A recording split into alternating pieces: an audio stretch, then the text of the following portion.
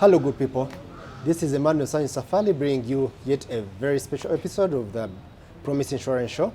And this time round, as last week, we presented Britam Asset Managers Company, and he talked about the brief of what the company is all about, its structures, because these are investments, and you need to know the foundation or the structure of the fund manager who is going to invest for you, and what his terms going to be, how flexible is he. All those are very important when you're securing a fund manager. So now that Britam has come on board, it is telling us its story. Today, this episode, the fund manager of the company called Vernon is going to talk about the investments that are remedies that the options that you have, whether it's banks, whether it is circles, whether it is investment clubs, and the flexibility. So just listen in, and then we shall share at the end of the day what you take out of it. Thank you.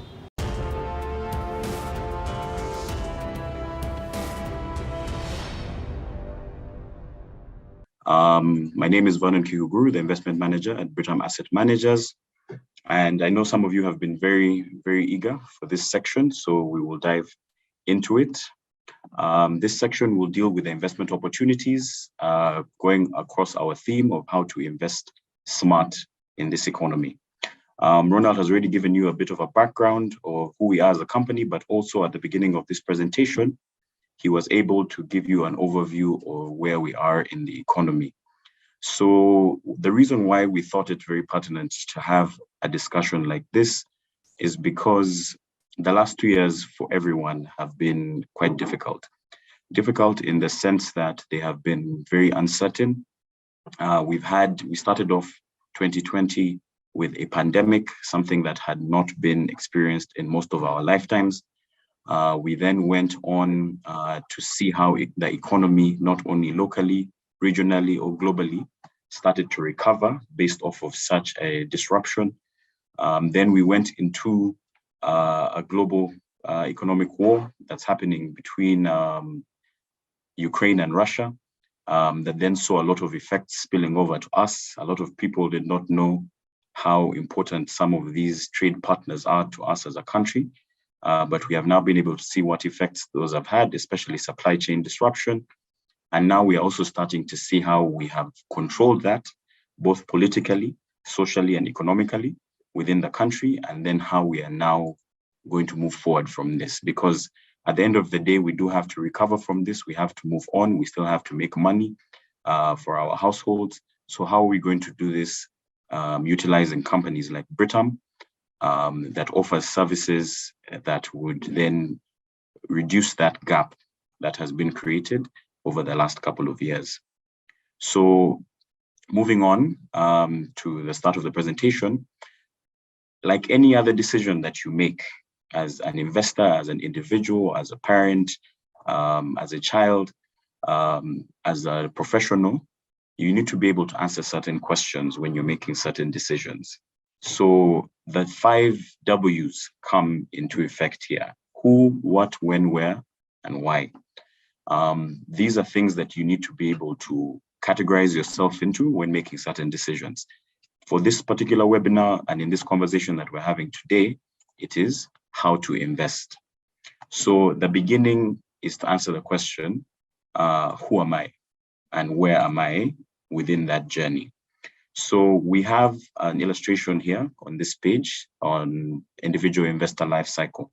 So when you're looking at yourself, you need to be able to determine where you fall. So we have been able to categorize this in terms of age to start with. Where do you fall in terms of your age profile, and what should you be doing right now to be able to have a financially free and stable life? So between your 20s and your 30s, which is normally characterized by the beginning of your work cycle, this is the stage that we call accumulation phase. Your accumulation phase is when you've just started working, you've just started earning a salary, most likely you've just started paying rent. This is the stage when you are outside of university, or you have, or for those that do not go to university, who have started their professional life, what we refer to as your adult life, and you have certain obligations that you have to meet. But also, this is the stage when you have just started, normally at a lower level. Obviously, there are different situations where some people are a bit luckier and they get to have these opportunities a bit early. But between 20s and 30s is normally when this is categorized. So what do we want from this phase? This is when you should be accumulating, when you should be collecting. This is the stage when you should be using your salary to invest in passive income, with the hope that your passive income will then become your salary. So this accumulation phase is when you should be putting aside savings, then being a little bit more frugal with your spending. And this is obviously within your means, because like I said at the beginning, there are quite a number of obligations that come at this particular phase. And then you would then go into the phase between your 40s and your 50s. So this is after you have worked for a significant amount of time, normally on average about 10 to 15 years, when you now start to consolidate. So now you are consolidating your investments. Here is where you're able now to invest in some riskier investments, some larger investments, because you will have accumulated that money between your 20s and your 30s. And between your 40s and your 50s, you're now able to invest in certain asset classes that will then spearhead you into your retirement phase, which we categorize between 60s and your 70s. So your 60s and your 70s, which is normally when now you have stopped working and you are expecting now to handle your retirement phase of your life. This is now called the deaccumulation phase. This is when you should now start drawing back on the money that you will have accumulated and consolidated into investment opportunities. And basically, you should be enjoying life at this point in time. On top of that, you should also be able to have a safety net, which is money that should be able to take care of all your necessary needs. Any health requirements that might have come at this time. We all know between the 60s and 70s is when we are very highly susceptible to our bodies just degrading, and we need to be able to have enough money in our pockets to cater for ourselves. What we intend to create here in terms of a lifestyle, in terms of a paradigm, is that we're able to support ourselves because of the decisions that we made earlier on in our lives. So moving on to that, then we need to answer a number of other questions when we're investing. So as I had mentioned, who and when has now been answered. Now where, what, and why are we investing? So just to start, the key element that you have to ask yourself always is, what is my risk appetite? What am I willing to risk? That is in terms of monetary value, in terms of time, also in terms of sacrifice. So do I have a low risk profile? That means that I want to invest in safer things, things that are stable. Do I have a medium risk appetite where I'm between low and high, basically because of what my options are currently? You might have quite a number of options, but they're also still uncertain. Like I mentioned, we are living in quite uncertain times right now. So a lot of people might be falling in the medium category, or is my risk appetite high? So this is normally for the risk takers, normally individuals that have quite an amount of disposable cash lying around, money that you're willing to risk at the highest level. And of course, this is also money, high risk also comes with high reward. So you have to look at those options when you're looking at your decision-making process.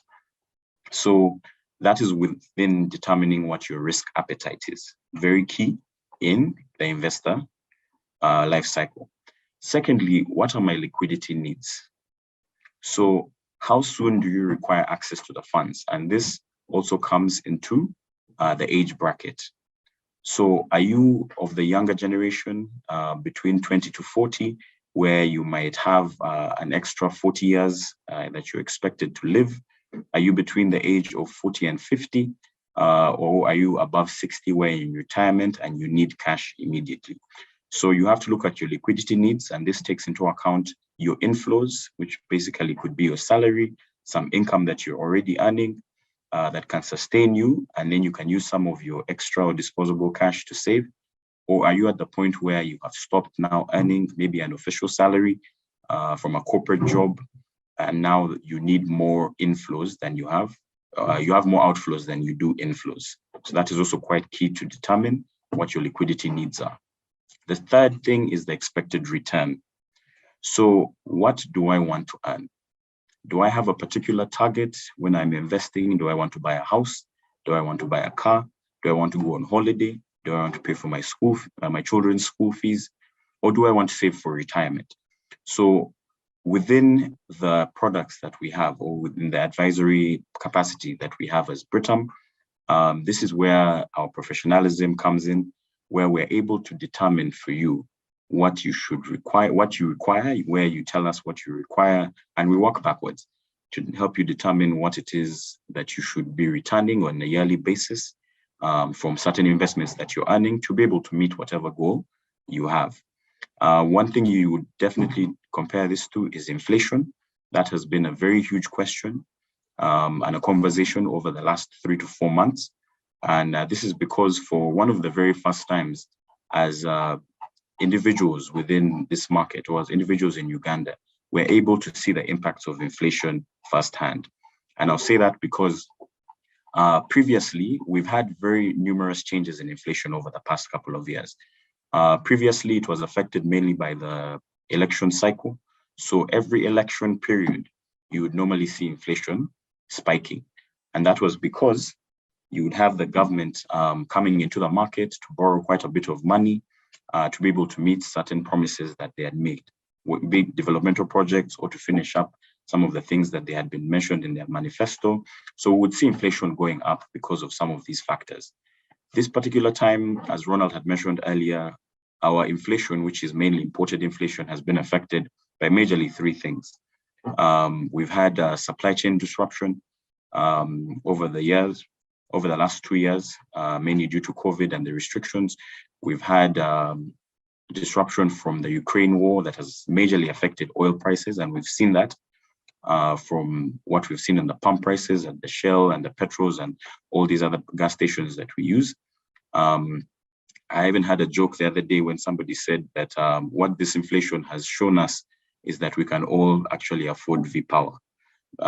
So that was something that previously people were scared of buying, but now at 6,000 levels, you can now see that you can actually buy fuel at those levels and you can actually drive your car. So that is what the definition of inflation is, and that is where we are as a country. Inflation is quite high. So you have to be able to determine, after inflation, what am I actually earning? Because inflation, just broken down into simple terms, is an increase in prices. The price of what you used to buy last year is different from what you're buying now.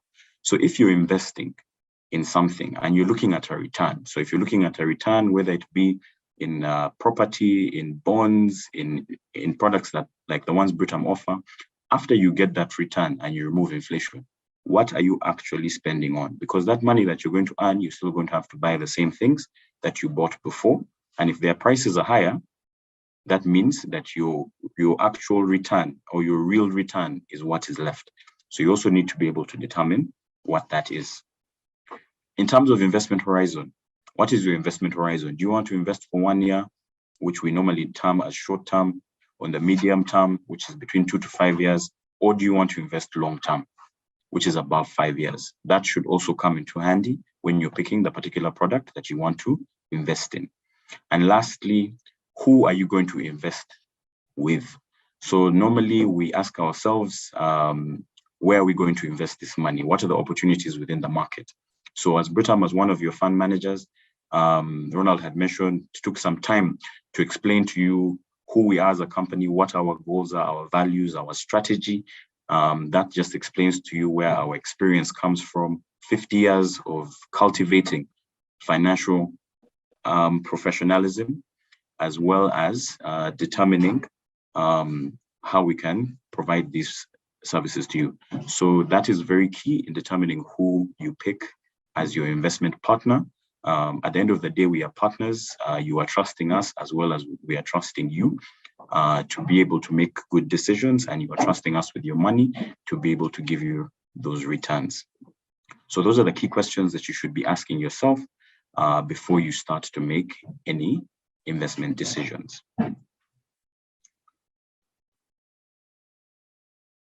Next, we shall go into where you can invest. So now we've talked about what should inform our decision-making process, what we should be looking at when we are starting to invest in products.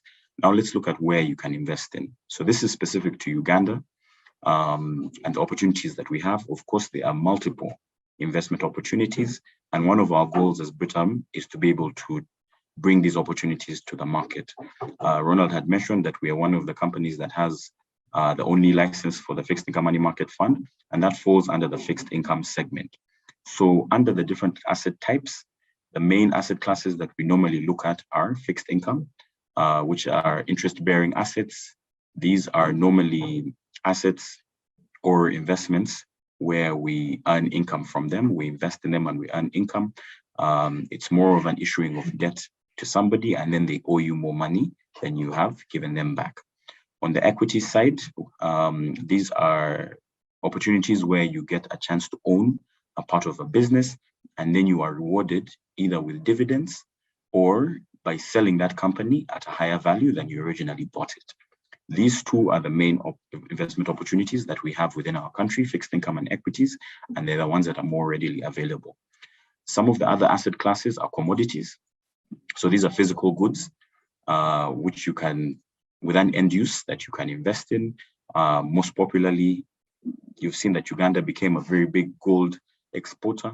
Other commodities include salt, sugar, agricultural products. Those are also part of your investable environment.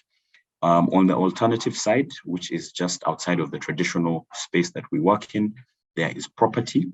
As Ugandans, even just culturally, property is very, very important to us as individuals. And it has now also started to become very commercial in that people are now utilizing that previously would just own property to hold or to have on a farm, but now we are starting to see more development within the region on property, and that is in owning land or on owning buildings. And then lastly, we have private equity. So private equity is an opportunity to own a private business, as opposed to completely selling your business. In a private equity opportunity, you'd be able to own a business. And here also, you'd be able to be rewarded with interest or dividends. So moving on to now a breakdown of the key assets that we can invest in. So we have two different types of assets. We have financial assets and we have real assets. So I'll just start with the real assets. So real assets, if you just put it down in simple terms, are the ones that we derive from physical properties. So these include the buildings, the land. Those are those real assets. They're defined by those products that have productive wealth in the society.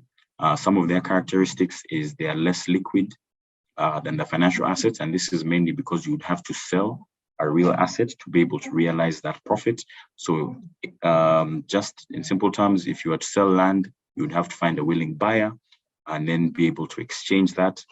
In terms of value prospects, some of them lose value over time, some of them gain. And the products, like I had mentioned, they produce real products or services to the holder. In terms of financial assets, which is what we deal with at Britam, they are defined as an allocation of wealth among investors. In terms of liquidity, they are easily convertible to cash. So you're able to access your cash quite quickly, and this is because they're easily tradable. There are indices and there are markets that have been set up to be able to make this easy. They provide continuous growth. So with financial assets, depending on the type that you pick and the ones that we deal with here with Britam, you cannot lose value with these products. They provide continuous growth, and you can use your income to purchase from the financial assets to purchase real assets. Then now we're going to break down some of the main investment opportunities, which is the fixed income products in Uganda. So there are quite a number. There are quite a number of fixed income products in Uganda, and they range from low risk, which is all the way to the left on this slide, to high risk, which is on the extreme right. So if you look at low risk, you're looking at treasury bills and bonds. So treasury bills and bonds, these are securities that the government issues. So basically, you lend money to the government and the government promises you to pay you back more. So they pay you some interest, which we refer to as a coupon.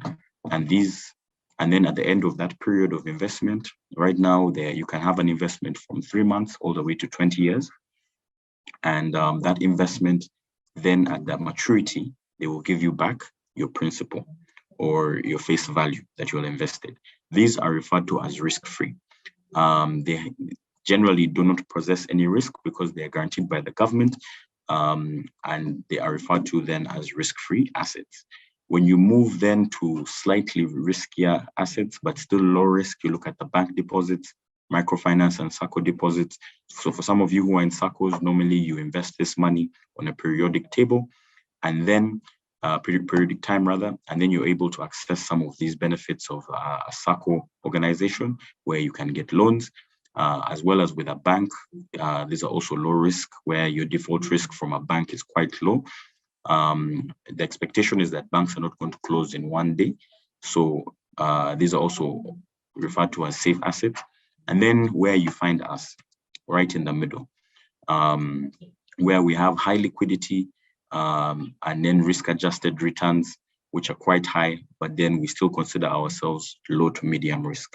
These are the money market funds that Ronald will then describe at the end of this presentation, and also the wealth management accounts. So you're able to get that low risk profile where your money is quite safe. You're able to just continuously grow your accounts, but still getting the advantage of high returns within the market. Then you move to the riskier assets, which is cash. Holding your money in cash in your wallet, under your bed, in your mattress. This is your cash. High liquidity, you're able to access it at any point in time because it's accessible, but there's no return at all. Then you have loans to your friends. And this normally happens. This is quite common with investors and individuals. You normally have your friends who come to you, they ask you for some money, you give it to them based off of your relationship. This is quite risky. It normally operates outside of the financial system. It is high risk, and normally it's categorized by default payments or delayed payments. So that is not something that we recommend. And then lastly, on the extreme right, we have commercial papers and corporate bonds. These normally possess the highest returns, but also possess the highest risk. So commercial papers and corporate bonds, this is a way that you can raise money as an individual, as a corporate, outside of bank loans. So you come to individuals, you come to the market, and you ask them to trust you to lend you money, which is normally cheaper than what the banks would offer. And then they promise then to be able to pay you back. This is based on the performance of those particular companies and the trust that these companies will then meet their obligation to be able to pay you back. So again, this table moves from the left to the right in terms of low risk to high risk. And these are the opportunities that we currently have within the Ugandan market. So moving on to your equities. So equities, again, a major asset class that we are key professionals in as Britam asset managers. Equities and stocks, these are shares that are issued by a company which represent ownership in that company. So you normally have a company that will have listed. Most recently, you will have seen that MTN, our biggest telecommunication company, listed in November of last year. Before that, we had Umeme, the biggest and the sole distributor of electricity in the country. Before that, we had Cipla, Quality Chemicals, again, the biggest manufacturer of pharmaceuticals. And then before that, Stanbic. So there are quite a number of companies within our market here that are listed, where you can actually go and be part of the ownership structure of that company. You go and you buy shares, and legally you have ownership to that company. The way the company pays you back, again, as I mentioned earlier, is every year if the company has done well, and they have decided to issue a dividend, you are then party to that dividend, to their profits, where you are given a share of that based off of what you had bought. And then you are then able to utilize that for other opportunities. You can also sell some of your shares that you had bought originally, either at a higher price where you can make a profit, or at a lower price. Now that is determined by the movement in the stock price, and that is also determined by fundamentals of the company, but also business operations and what is happening within the market. So those are publicly listed equities. I also mentioned private equity. These are private companies where you're able to invest for a particular period of time, normally associated with the risk of investing in that company, and then you're able to earn a certain return from that company. Within that period of time, you do have ownership of that company, and those are all listed on a stock exchange, especially on the publicly listed equities, like the Nairobi Stock Exchange, the Uganda Securities Exchange, Johannesburg, New York Stock Exchange, etc. All this information is public, and you're able to access it the same way we are as investors. Lastly, just to touch on equities and the importance of investing in the equities is why you would invest here, which is the next slide. So why would you invest in equities? There are quite a number of reasons why.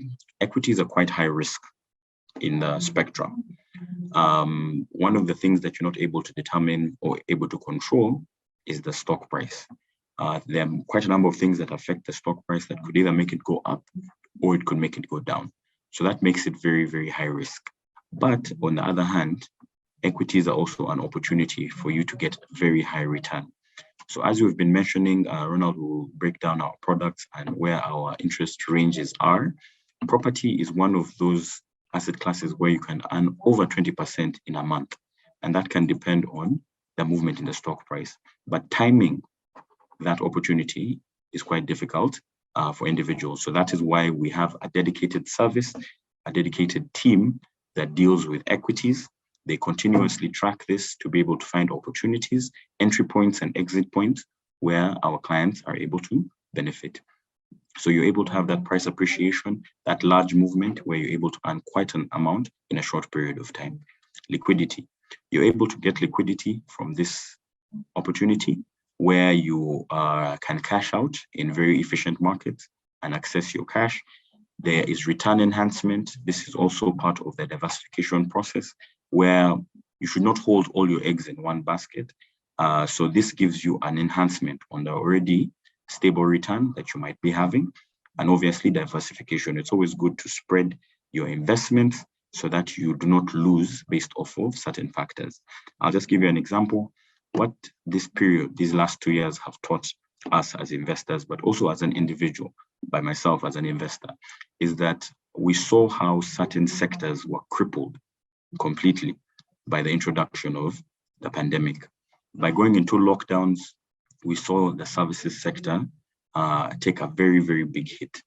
The agriculture sector and the industry sector were supporting our economy for the last 2 years, but there were services that included tourism, accommodation, transportation, all those things that were severely suppressed by the stringent conditions or under lockdown were affected. So we saw a lot of businesses closing, a lot of people losing money, a lot of people losing their properties, their homes to loans, and that was because of lack of diversification. What diversification does for you is it allows you, and this we're going into the next slide, what diversification allows you to do is to spread out your risk so that you are not caught off guard when certain situations happen within the market. So as I had mentioned, the role of diversification is to completely spread your risk. Within the public and the private equities, you can invest in those securities across different companies. So how do you diversify under equities? So you can buy a stock of telco, which is MTN. Then you can buy a banking stock, which is Stanbic. You can buy insurance like Britam, which is a listed company, manufacturing and agriculture like East African Breweries, which is also doing quite well. And then even you have the agriculture sectors or the electricity generations sector. So you can invest in different sectors that you feel will give you enough diversification that will not be affected by one particular event. On the fixed income side, you can have a mix. You can have some cash that you keep in the bank. You can have some short-term investments that you have in the unit trusts. You can have some treasuries with the bonds, but we'll also explain how the products that Britam offers give you this diversification in the mix that we have and how we invest. And then lastly, in property, you can also diversify in the segment. Sometimes you can have an office, residential and industrial space. This gives you the chance to spread out your risk within property. Commercial space obviously is the most attractive, but sometimes residential space, because at the end of the day, people have to stay somewhere, might be the most attractive for you, or you might then diversify into office space or industrial space like warehouses. So all of that information we give you as clients. So lastly, what is the way forward? This is the last slide within this segment. Where should we invest and what should we be looking at?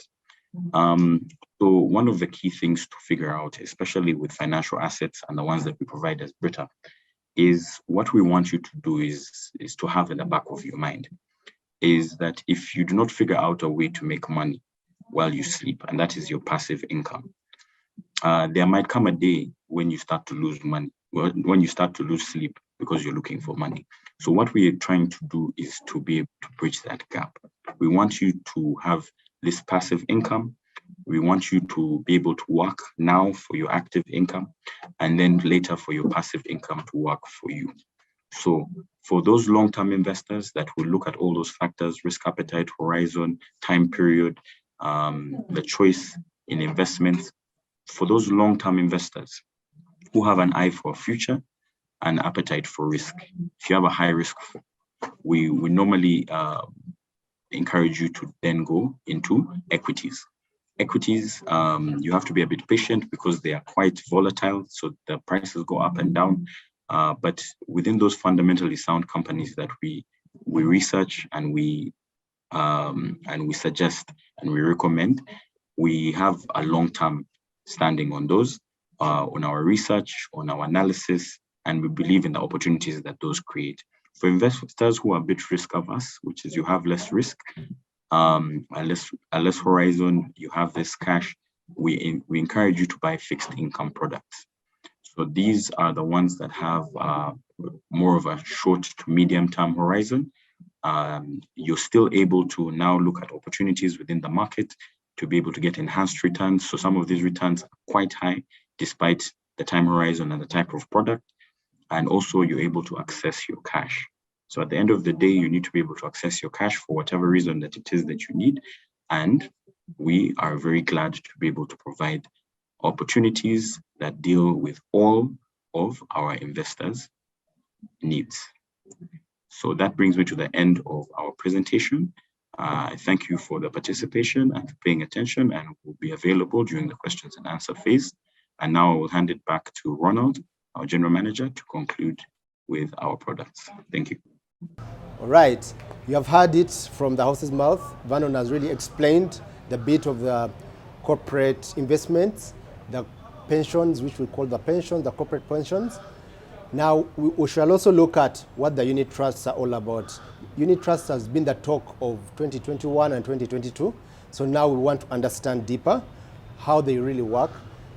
And let's just go in for a short break and then listen in how it goes. Thank you. In times like this, when we are having a volatility in the macroeconomic environment with the rising cost of living, it's then very important to diversify, and it's very important to have near cash investments. And some of the near cash investments that, again, Vernon has indicated, one that really stands out is the unit trust funds. Under near cash opportunities, we have the deposits, whether it's on the current account, on a fixed account. We have treasury bills, which range from 6 months, 3 months, 6 and 1 year. And then we have the unit trust funds. So the unit trust funds are special because first and foremost, it's a collective investment scheme where contributions come from various investors with a common objective. And depending on what the objective is the funds are then invested in a portfolio of financial securities. The portfolio of financial securities can comprise of listed companies under the equity fund, can comprise of treasury bills and bonds and fixed deposits, depending on really the type of trust fund that you're investing in and the objective you're trying to meet. That will then inform the underlying investment opportunities. But they are really organized around two major areas, which is unit trust funds focused on listed companies. The Baron has mentioned some of the companies that have been listed on the Ghana Securities Exchange over the last couple of years. But then it can also be interest earning focused funds. Under that, we have the money market fund, which is for those that are investing under a year. Under that, we have the umbrella fund for those that want to invest beyond a year and are willing to have their funds money put away for a longer period of time for more returns. But also we have the fixed income money market fund for those that want certainty in terms of how much am I earning over my investment horizon. So if I'm investing for 3 months, I would really like to know at the end of the 3 months, how much am I able to earn.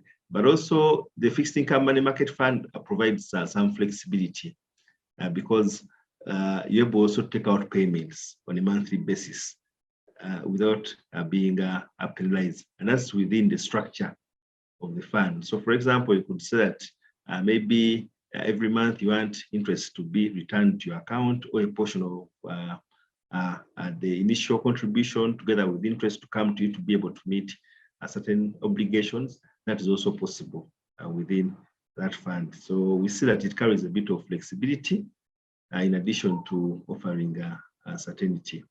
The unit trust funds and the governance structure where Britam Asset Managers provides the investment management services, will look out for the opportunities, undertake research, and make the investments. While we also have the custodian that will hold the underlying investments. And that, in a way, provides a bit of good governance.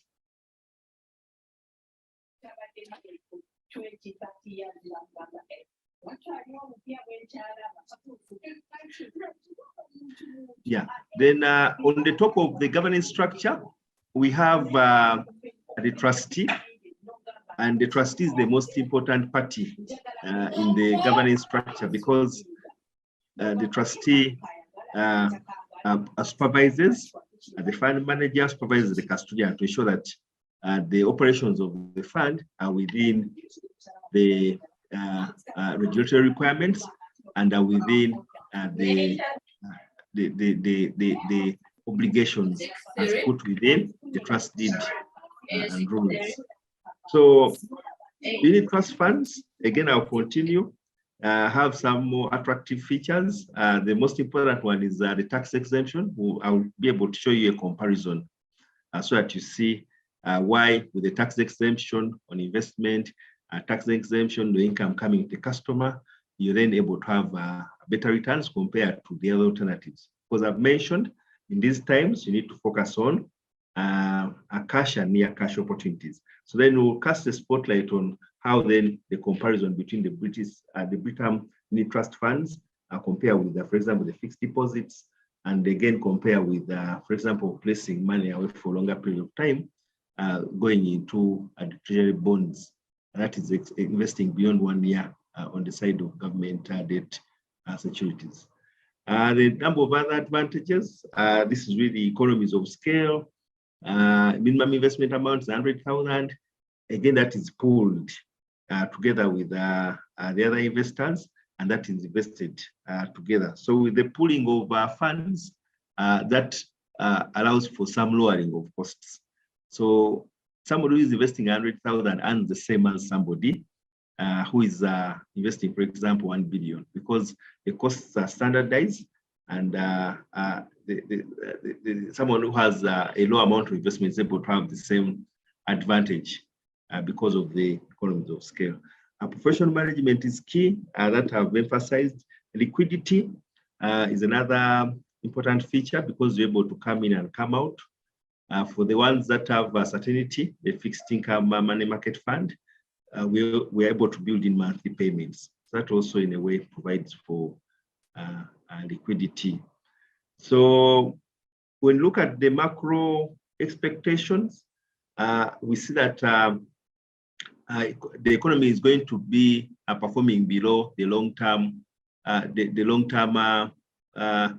trend until financial year 2025-2026, meaning that with that uncertainty carrying on, inflation expected to average 7% as we come to the end of this year, and as we get into next year, to be between 8-10%. So we see that with a slowdown in economic growth and then a pickup in inflation, and with that expectation going on, it's then very important to continue to look at opportunities that are cash or near cash, and hence the case for unit trust funds, because then you have the liquidity, and then because of the professional management and the way they are structured, you're able to achieve consistently high returns because of the real investment strategy that the business undertakes to ensure that the performance is good. So as I talk about performance, our money market fund has returned 11.5.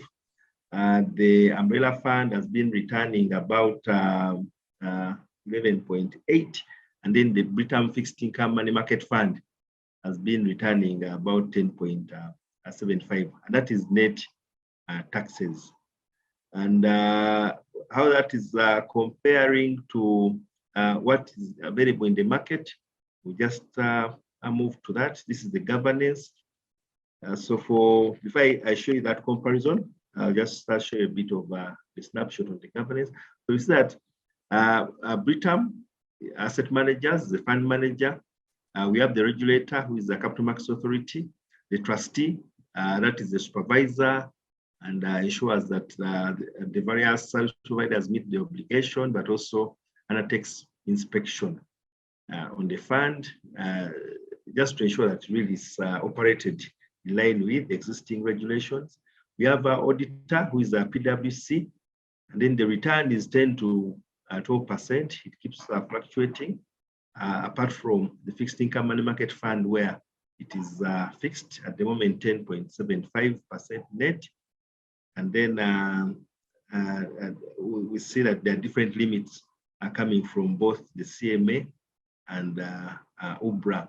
So for example, at the moment, for pension schemes, they can only invest up to 100% in the unit trust funds, up to 30% in the unit trust funds, while for retail investors and other non-pension clients, you're able to invest up to 100% in line of existing laws. So if you look at the current composition of the investments for the unit trust funds, these disclosures you normally provide to our customers. Treasury bonds account for 71%, and then we have bills accounting for 9%, and then we have fixed deposits 11%. So you can see that there's a bit of diversification, even in terms of investment strategy, because we understand, given the liquidity needs of the product, the need for a convenience being a key feature, customers are coming in and out.